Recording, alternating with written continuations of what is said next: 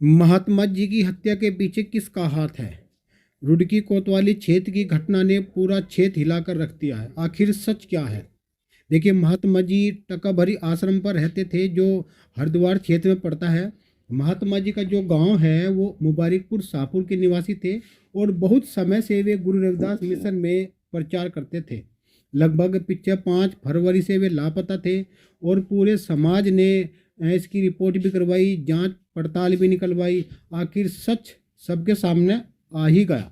देखिए, बागपत दोगट थाने में से जानकारी जो मिली है, वो ये जानकारी मिली है कि गंगनोली एक गांव में एक औरत और 2 आदमियों ने मिलकर महात्मा जी की हत्या की साजिश को अंजाम दिया है। और महात्मा जी की हत्या इतनी बुरी तरीके से उसको मारा है, काटा गया है और काटकर वहीं स्थिति एक कृष्णा नदी में फेंक दिया है।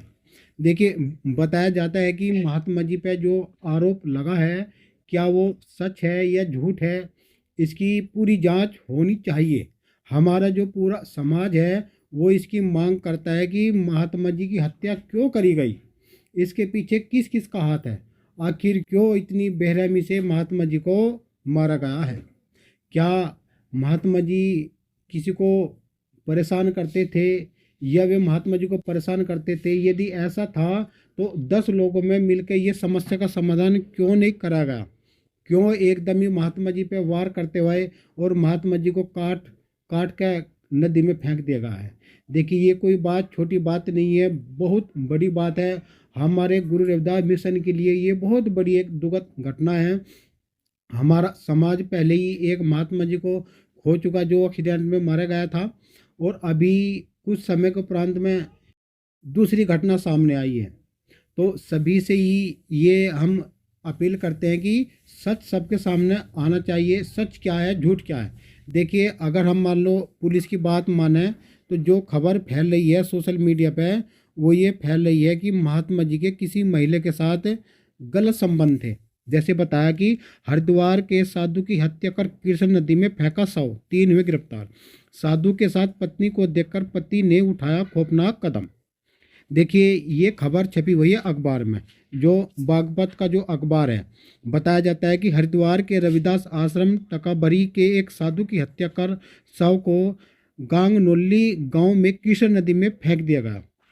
उत्तराखंड पुलिस ने 11वें दिन एक महिला समेत 3 आरोपियों को निशानदेही पर शव को नदी से बाहर कर लिया। पुलिस का दावा है कि महिला और साधु के बीच संबंध थे। महिला के पति ने दोनों को एक साथ देख लिया था। इसके बाद उसने कुल्हाड़ी से वार कर साधु की हत्या कर दी।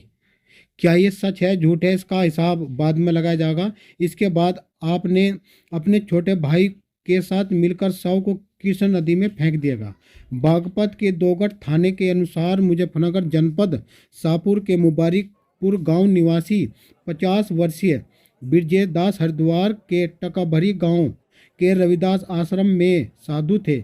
5 फरवरी से ये लापता थे और आश्रम से अपने शिष्य को चंद्रप्रकाश को बिना बताए ही निकल गए थे। उसके बाद नहीं लौटे। चंद्रप्रकाश ने 10 फरवरी को भगवानपुर थाने में ब्रजेश दास की गुमशुदगी की रिपोर्ट कराई थी। पुलिस ने ब्रजेश दास के मोबाइल नंबर की कॉल डिटेल कंघाली तो अंतिम लोकेशन दोगट के गांगनोली गांव में मिली। इसी गांव की एक शशि नाम की एक महिला के साथ ब्रजेश दास की बातचीत होती थी। महिला ईंट भट्टे पर मजदूरी करती थी। पुलिस के अनुसार उत्तराखंड पुलिस ने शशि से पूछताछ की तो उसने बताया कि ब्रजेश दास 5 फरवरी को बाइक से उससे मिलने घर आए थे। उस समय उसका पति संजीव गांव में ही चाउमीन का ठेला पे चला गया था। संजीव अचानक घर लौटा और साधु ब्रजेश दास के साथ उसे देख लिया, उसकी पत्नी को देख लिया। वह आपा खो बैठा और कुल्हाड़ी उठाकर साधु के सिर पर वार कर दिया। साधु ने मौके पर ही दम तोड़ दिया। यह देखकर संजीव घबरा गया। उसी दिन फोन करके हरियाणा के नरेले से अपने छोटे भाई जोगिंदर को बुला लिया। देर रात लगभग 11 बजे उसके संजीव और जोगिंदर ने साधु के शव को चादर में बांधकर गांगनोली गांव के पास कृष्ण नदी में फेंक दिया। देखिए, पहचान छिपाने के डर से साधु के कपड़े बदलकर उसे और उसकी टी शर्ट पहना दिया, लोअर पहना दिया। उत्तराखंड पुलिस ने शशि और उसके पति संजीव और उसके देवर जोगिंदर को 2 दिन पहले हिरासत में लेकर पूछताछ की तो तीनों ने राज उगल लिया। सोमवार को उत्तराखंड पुलिस ने दरोगा नीरज रावत तीनों आरोपियों को साथ लेकर आए और कृष्ण नदी से साधु के शव को बरामद कर लिया। आसपास के साधुओं ने मौके पर हंगामा कर आरोपियों के खिलाफ कड़ी कार्रवाई की मांग की है। पुलिस ने उन्हें समझा बुझाकर शांत किया। दोगढ़ थाना प्रभारी सूर्यदीप सिंह ने बताया कि मृतक और आरोपी दोनों अनुसूचित जाति से हैं। शशि ने अपनी 2 भांजों की शादी ब्रजेश दास के 2 भाइयों से कराई थी। इसी कारण ब्रजेश दास और शशि की आए दिन बातचीत होती रहती थी। दोनों एक दूसरे के पास आते जाते रहते थे। अब देखिए, इसमें कितना सच है कितना झूठ है। भाई, इसकी पुष्टि पुलिस को करनी चाहिए और हम इसकी पूरी जांच करते हैं, जांच करवाना चाहते हैं। देखिए, कोई लोग हमारी एक वीडियो पे कमेंट किया था किसी ने कि इस बात से संदेह यह बात साबित होता है कि तुम्हें कोई दिव्य शक्ति या कोई देवी देवता बचाने नहीं आएगी। हमें अपनी रक्षा, अपना कर्म सुधारना पड़ेगा। हमें ऐसे लोगों से दूर रहना पड़ेगा जो खुद भी बंधे हुए हैं और जो दूसरों को भी भांड रहे हैं। तो हमें इस बात की सोच विचार कर कदम उठाना चाहिए। जैसे बताया कि 10 फरवरी 2026 को ग्राम मोहम्मदपुर टकाभरी निवासी श्याम सिंह को कोतवाली भगवानपुर में प्रार्थना पत्र देकर बताया कि रविदास आश्रम के